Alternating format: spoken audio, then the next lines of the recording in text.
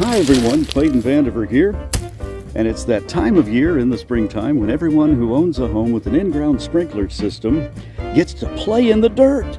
And that's exactly what we're doing today on I Fix Things and I Know Stuff. I know things and I fix stuff. Yeah! So what we have today is a 6 sprinkler that was replaced not terribly long ago, but it has a problem. It's spraying water everywhere. So we're going to swap this one out and try to figure out what's wrong with it, but first we have to dig it out. Now this one is in a little planter area that's surrounded by rocks. And the rocks hold it really nice and secure and keeps the yard all around it away from it. But what it does do is makes it very difficult to get to, so we have to dig it out, move these rocks out of the way. And you see we've got a little bit of landscape fabric underneath it to keep the weeds from growing up around it, and that does a pretty good job too. What we're doing is trying to get all these rocks out of the way so we can get to this sprinkler and try to figure out what's ailing it. Which is a frustration because it was brand new. We just replaced it and it's never worked quite right. There we go. So this is going to be an interesting process today, where we simply swap it out with another one. See, we've got another one right here. And we're going to put this one in its place, see which one works best. You may ask, what are these great big rocks on each side of me here? Well, I replaced the sprinkler twice in 1 week because someone drove over it as they drove past my house or as they parked in front of my house for someone else's parking. And when you replace a sprinkler and dig it up twice in the same week, you take extreme measures to make sure you don't have to do that again anytime real soon. What I did is I got these nice huge landscape rocks and I simply put them on each side of it. Now they do block a little bit of the water as it sprays on each side, but what it has also blocked is anyone parking on the grass or crushing my sprinkler and breaking it because they see these rocks. They don't want to hit them and they don't hit the sprinkler either. And if you look down a little ways down the yard here, you'll see another sprinkler with 2 more rocks on each side of it, and another nice big one underneath the mailbox, and that basically keeps the same theme of all of these nice rocks in place. So it's visual, it's aesthetic, it's a really nice landscape touch. It's a guy with not too terribly healthy pickup truck. And this has now for over a year kept anyone from breaking my sprinkler again. And again, it was driven over twice in the same week. I fixed it one time. Less than a week later, I'm putting another one in. So I said, no, I'm not going to do that again. We're going to figure out something that'll keep people from wanting to park on top of my sprinklers. And these nice landscape stones did exactly that. So at the same time, we cut out these little eye-shaped little semicircular curved planter beds, filled them with rocks, which brings more visible attention to the area, so people are less likely to park on top of these stones and do damage to their vehicles. I'll tell you what one of the best tools for this job is right here. This allows me to move the rocks and hopefully not snag that landscape fabric, but it allows us to move the rocks out of our way, pull them up so that I can actually get that sprinkler head out of there.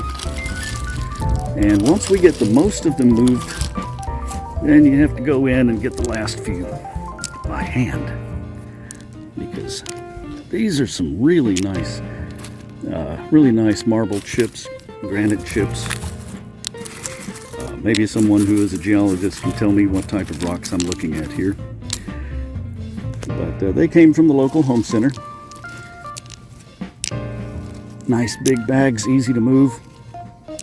I think it took, for this size of a little cutout, it took about 3 bags of rocks.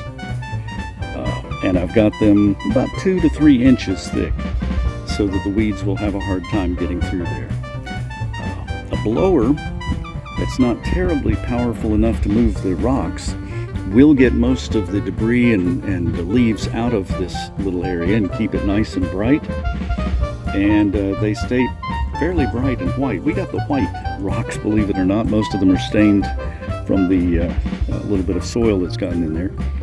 But we got the white ones so that they would be really bright and really visible for anyone wanting to pull up to the curb so they didn't hit the rocks, the big rocks. And it was about 3 bags, standard bags of these from the home center. They're not terribly expensive, and I think they added a nice visual appeal to the art all the way down. So that's another one down there.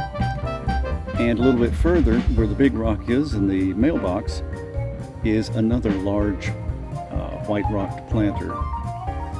So it all ties in here in front of the house. I remember a landscaper once told me, do things in threes, keep a balance. And that has always proved to be a very aesthetic and pleasant thing to do. Okay, now that we have exposed it, and we've exposed this fabric around it, pull the fabric back just a little bit and reveal the dirt that's around it underneath. That's good. We're going to dig that dirt out very carefully now so that we can put it back in. We'll dig all of that dirt out, put it back in just a few minutes.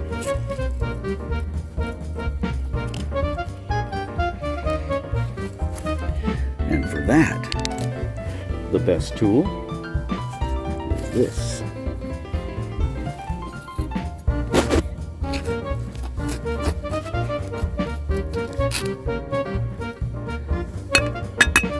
We're going to put the dirt right there on the cement so that it's easy to get back in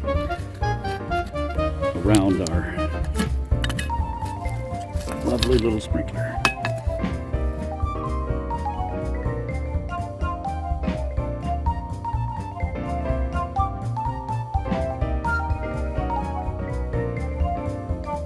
I think the fabric is getting a little bit in our way here. So what I'm going to do is I'm going to move some of that fabric, maybe separate it a little bit so it can go back down.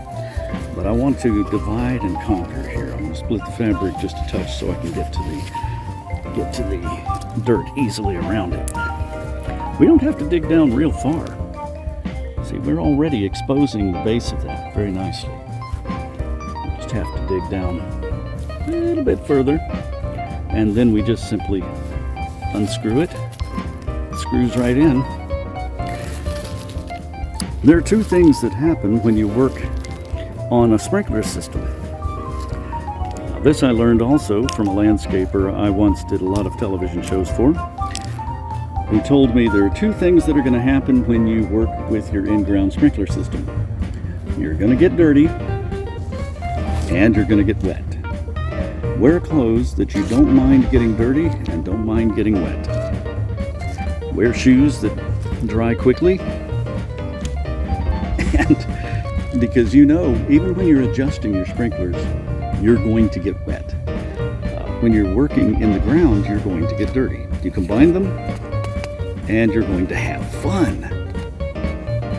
So always remember to dress appropriately for working in the ground with your sprinklers. So you'll notice the 2 big rocks now I've laid over on their sides, and they're holding the fabric back for me. I like to use what's convenient and handy all around me in the environment while I'm working, and it makes it a little bit easier to excavate that dirt around the sprinkler. Okay, the next step. There we go. So that's the last scoop of dirt. And now we've got it nicely excavated.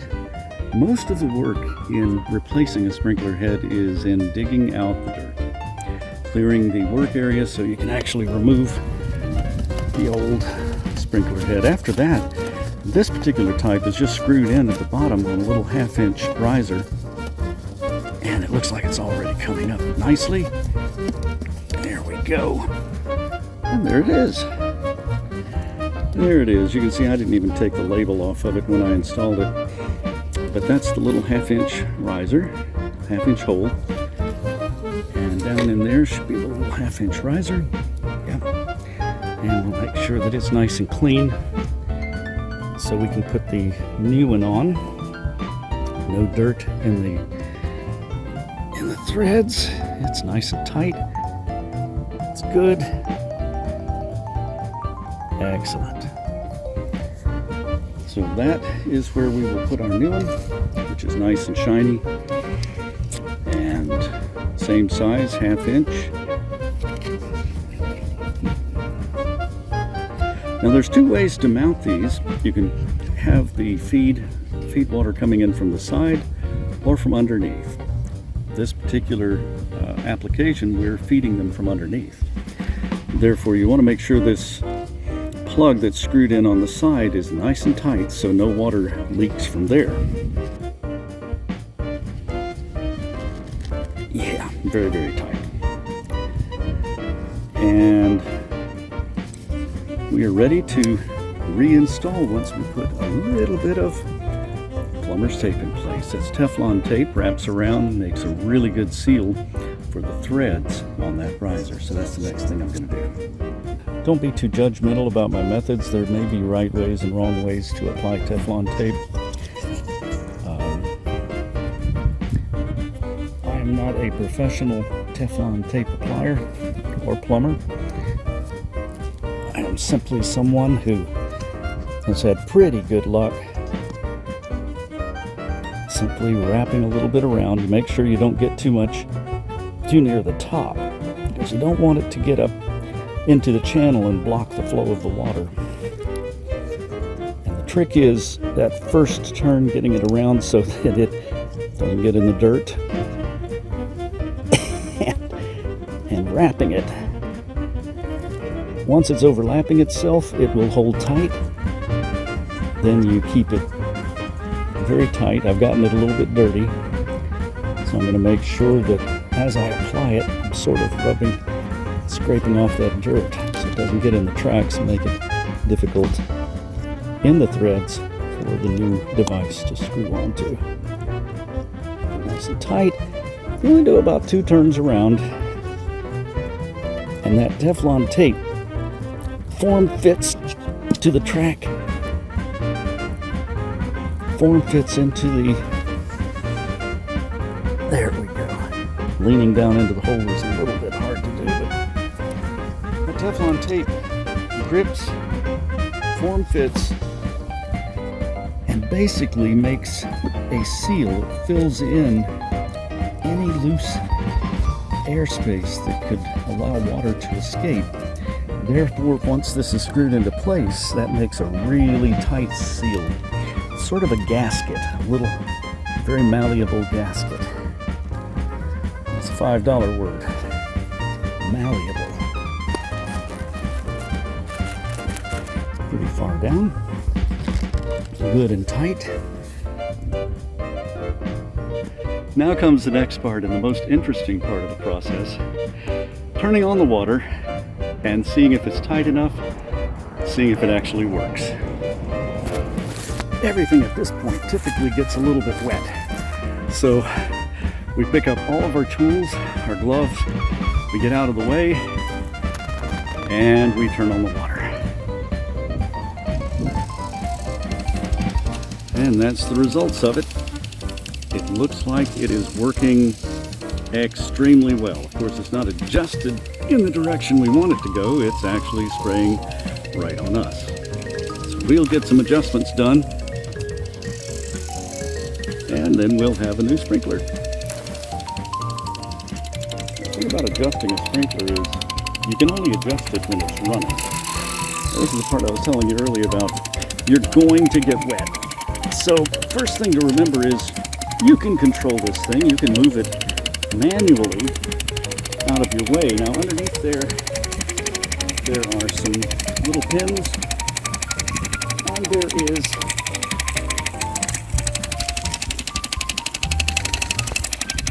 something that starts it and stops it on its path.